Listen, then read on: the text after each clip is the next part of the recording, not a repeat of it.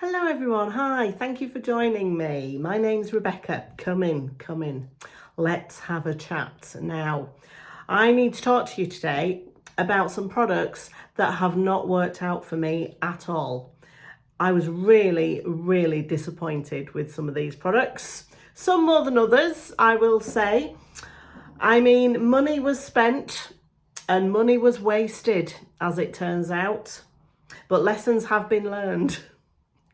I hope. No, they have. But I thought for the sake of balance, balance, I've done a lot of videos where I've been telling you about all the things that I've loved and all the things that I really like. I thought it's only fair to come on and tell you some honest opinions about some of the products that I really don't like at all. Now, it's not to say they're bad products. I do want to emphasize this. They're not bad products. There are people out there who love these products and who swear by them. You might be one of them. And if you are, please let's not fall out. We're all different, aren't we? We all respond to different things, and that's okay. We can still be friends. It's absolutely fine. We have different skins. We're at different ages. There's lots of different reasons why we might respond differently to different products. But for me, they're not it. So, shall we jump straight in? Shall we get a drink or something? You might, need something. There's going to be a lot of moaning, a lot of complaining in this video. It's not my usual thing, is it? I'm usually very happy and positive. Not today. Okay, so the first one I was really disappointed with because I really wanted to love it, and it's the MAC Studio Fix Fluid Foundation. And I got this in the shade NW13. Now, I've never liked this. I've never liked MAC foundations, if I'm honest. I like MAC as a brand, and they do a lot of products that I really do love. And they probably have some of my all-time favourites, but not their foundations. For some reason, they never work for me. The colours are always slightly off. I find that they're either too yellow or they're too pink. And the shades that they do in the middle that are supposed to be neutral, they don't quite work for me either. They always make me look a bit ashy and washed out. I feel I either end up looking like Marge Simpson or Miss Piggy in MAC foundations. And as much as I admire both of those ladies, they're not looks that I want to go for myself and my own face. The other thing about this foundation, apart from the colour, first of all, it's too pink toned. I didn't like the finish of it. Now, MAC reformulated this foundation about a year ago. The old version of it I found very heavy and cakey. It was supposed to be a long wearing, oil controlling foundation, and I normally love that sort of finish. I mean, my favourites are Estee Lauder Double Wear and Lancome Tinted Doll, and they're both full coverage, long wearing, long lasting, waterproof, full on foundations, and I love them. But with this one, it just went on. It felt like clay. It didn't have that nice thin texture that I like. It had quite a thick texture. It did settle into my fine lines and wrinkles, and it just did not make my skin look great. That's the old one. And then when MAC reformulated it and came out with this one last year, I was delighted to see they'd put a pump on it, because they just used to have the bottle without a pump and you had to pour it out, and it was always a bit of a mess. So I was happy to see that they'd added a pump to this new bottle. And it's SPF 15 as well, and it's 24-hour matte foundation, oil control. It says all the right things. It says all the things that I usually love in a foundation. But I don't know, the texture was different. The smell was slightly different. It wasn't quite that paint smell. It had a little bit of that, but it was more subtle. It just didn't control my oil through the day, and I didn't find it to be that long wearing either. I had to do lots and lots of touch-ups through the day, and again, I just didn't like the way it looked on my skin. So unfortunately, MAC Studio Fix foundation, not for me. And as I say, I've tried some of the other foundations. I've tried the Studio Sculpt, which out of all of them is probably the one I like the most. But even that, It doesn't control my oil. I mean, it doesn't claim to. It's not a matte foundation. I just thought I'd give it a go because I'd heard it was quite long lasting. I'd heard some good things about it. But anyway, it didn't work for me. The colour was off again. So yeah, MAC foundations, not for me. Do you like them? Do you get on with them? Let me know. Let me know. Okay, now the next product I'm going to talk about, I was so upset about because, well, I'll tell you what it is. It's by Tom Ford. So it's one of the more spendy products that you can buy. And it's one of their eyeshadow quads, Tom Ford. And let me show you which one it is. It's this one. It's in the colour Insolent Rose. Let me just get rid of these little applicators. Now, at first glance, I thought these looked absolutely beautiful. Those pinky, purpley, mauvey shades are meant to be very, very flattering on green eyes. It's the first Tom Ford palette that I've ever owned, and I heard that the formula is beautiful. They're very soft, they're easy to blend, you know, they're long-lasting on the eye. And the reason why I was so upset with this is because I just haven't found the pigmentation to be there. Let me just show you on my hand. If you like a very soft, I mean, as you can see, I suppose you can see it a little bit. It's very, very soft. It's very delicate. It's very subtle. And if you like that sort of look on your eyeshadows, then yeah, absolutely. This will be a beautiful palette on you. But for me, I didn't get, I mean, look at that. For a dark shade, I'm hardly getting any payoff there. And I really had to build it up. It just took me a long time to build it up to get the effect I wanted. This shimmery shade here, it hard panned quite quickly after just a few uses. You know, I'm just not getting anything from it. I've got drugstore palettes. I was talking about a palette from MUA that I got in Superdrug for £4 in my recent drugstore video, and it's absolutely beautiful. The shades blend well. The shimmers have got a lot of impact. It's gorgeous, and it was under £4. This one is £74, and I just do not get the same impact from it at all. I mean, if you like soft, subtle, delicate eyeshadows, you might really like this, but I just expected a bit more from it. Yeah, so I was quite disappointed with that. And because I haven't really liked that one, it's put me off buying any more Tom Ford eyeshadow palettes. What do you think? Do you like them? I mean, they've brought out some gorgeous colours. There was a lovely greenish sort of khaki one that they brought out towards the end of last year that I saw online, and I thought, wow, that does look beautiful. But yeah, I didn't want to spend Tom Ford money on something that just, you know, might not work for me. Because eyeshadows, you can't try them out and return them in the UK. Once you've opened a product, you have to keep it. And when you're spending £74 on something and you're not quite sure if it's going to suit you or not, it's a lot of money, isn't it? So, I don't know. Anyway, moving on. Let's move on now to Benefit. Now, Benefit as a brand, I like certain things. I like their eyebrow products. I like their eyebrow pencils that they do. The Precisely My Brow one is very nice. I like some of their blushes, you know, those little box blushes. The Hoola Bronzer used to be a big favourite of mine. I've never really got on with their mascaras, but last year I did buy one because I'd heard rave reviews about it on the internet, and it's the Roller Lash, this one. Roller Lash Mascara. Now, if you've seen any of my videos before, you might be really surprised that I'm talking about a mascara that isn't the YSL Lash Clash, because that's my all-time favourite mascara, and I've said that I won't ever use any other. But last year I bought this because I wanted to try it. It's got one of those plasticky ones. It's got quite short bristles. It looks like that. And again, people absolutely love it, don't they?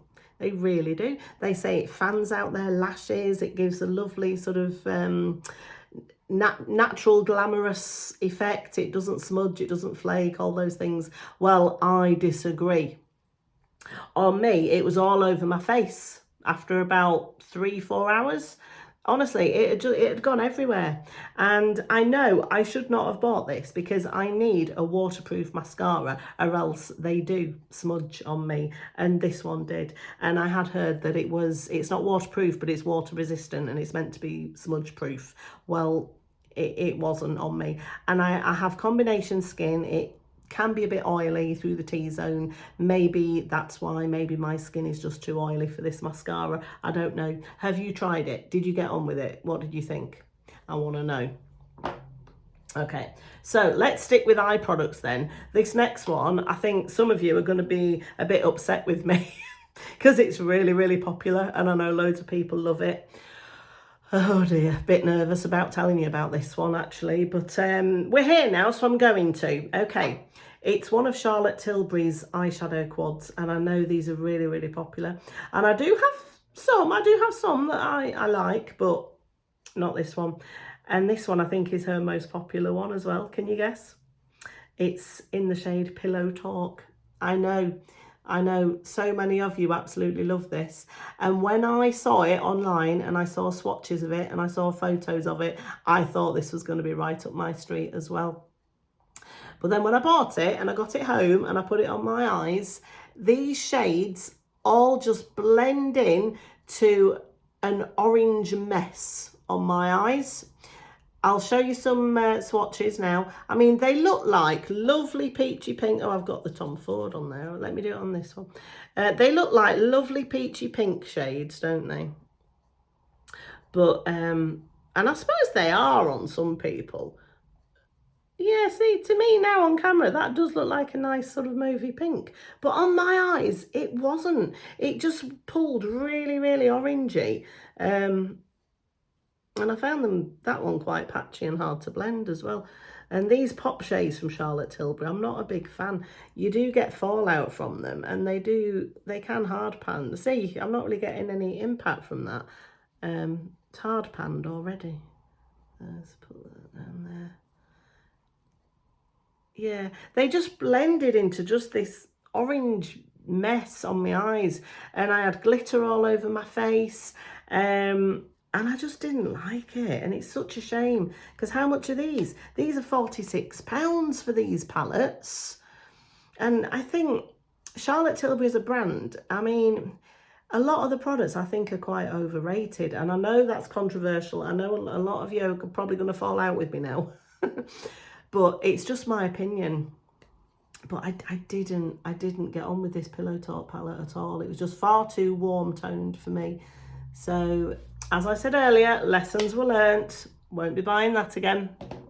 Now, staying with Charlotte Tilbury, I have to say that I did not get on with the Hollywood Flawless filter. I didn't. As you can see, all the writing's worn off. I've just got a little bit left down here. And when you pay Charlotte Tilbury prices, you expect the writing to stay on the packaging. That was the first thing that annoyed me. I had all these little bits all over my makeup bag, all over my other products and on my hands, and that wasn't great. What colour have I got this in? I've got this in shade 3, Fair. I think it's a bit dark for me, but the company suggests that you can use this as a primer, as a glowy primer, or as a highlighter. And I don't like it either way, really. As a glowy primer, it just makes me look greasy and oily, and I didn't like it. And if I use it as a highlighter over the top of my makeup, again, I didn't find it didn't melt into my skin. It just kind of sat on top of my skin, and I just felt like I looked a greasy mess. And I'm not saying I don't like a liquid highlighter, because the e.l.f. version of this I actually think is very good, and I did like that. I just think that this is far too overpriced for what it is. I mean, it's £39 and it's going to go off because it's a liquid product. This is going to go off, isn't it, after a year or so? And I don't know anybody that's going to get through this whole bottle in a year. Again, I don't know. I'm probably going to lose some friends here because I know that a lot of people love that and swear by it. If you're one of them, please tell me how you use it and what skin type you have. I think if you have dry skin, if you have very dry skin, I can see how you would enjoy that product. Yeah, maybe combination skin. but I didn't, and it kind of emphasised texture as well, I felt up here, and I just didn't like it. I'm not going to use it, don't like it. And I've got one more Charlotte Tilbury product as well. As I say, I think a lot of their stuff is quite overrated. Not all of it. I do like some of the products, I do. But yeah, there's just a couple of things that I'm not too sure about. And it's a lip gloss. And actually, it's not just Charlotte Tilbury, but I think any high-end lip gloss isn't worth it. And the one that I'm using as the example here is one of Charlotte Tilbury's original lip glosses that she brought out. It's just okay, you know. I get a very, very similar effect with my Maybelline and my Rimmel. And I'm putting this on top of a liner that I put on earlier. It just gives me a glossy lip. You might as well use the NYX butter glosses, you know, or L'Oreal or something that's a lot less expensive. It's nothing special. It's not a bad product. It's not a bad lip gloss. It's just for the price. It doesn't give me what I would expect it to give me for that price. So I guess what I'm saying is I don't think that high-end lip glosses are worth the money. That's probably what I'm saying. It's not a bad product. None of these are bad products because there's lots of people out there who love them. So, you know, we're all different. Now, the last one, I'm on the last one now, you'll be pleased to hear. It's from Chanel. And I always get very excited whenever I buy anything from Chanel because it's just really luxurious and bougie, isn't it? But I didn't like this. It's in this sort of packaging, as lots of Chanel products are, and it's one of their powder blushes. And it's in the shade Rose Initial.